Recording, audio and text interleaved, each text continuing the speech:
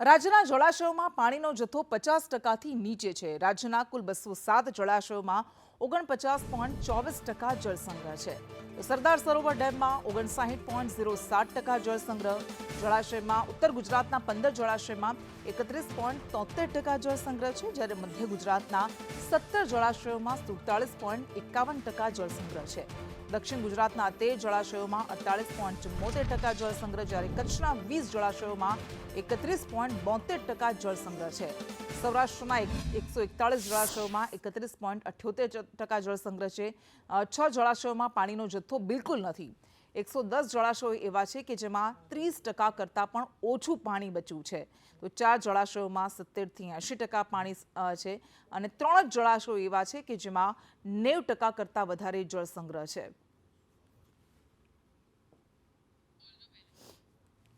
તો જળાશયોમાં કેટલો જળસંગ્રહ છે તેને લઈને આંકડા જાહેર કરવામાં આવ્યા છે। પાણીની અછતની બુમરાણ શરૂ થઈ ગઈ છે અને બધા વચ્ચે આપણા જળાશયોમાં હવે કેટલું પાણી બચ્યું છે તેને લઈને આંકડા સામે આવ્યા, જેમાં 6 જળાશયો એવા છે કે જેમાં પાણીનો બિલકુલ જથ્થો નથી બચ્યો, જ્યારે 4 જળાશયોમાં 70થી 80% પાણીનો સંગ્રહ છે। 3 જ જળાશયો એવા છે કે જેમાં 90% પાણીનો સંગ્રહ છે। 207 જળાશયોમાં 49.24% જળસંગ્રહ છે। તો સરદાર સરોવર ડેમ જે જીવાદોરી માનવામાં આવે છે ગુજરાતની, એમાં 59.07% જળસંગ્રહ છે, ત્યારે ઉત્તર ગુજરાતના 15 જળાશયોમાં 31.70% જળસંગ્રહ બચ્યું છે।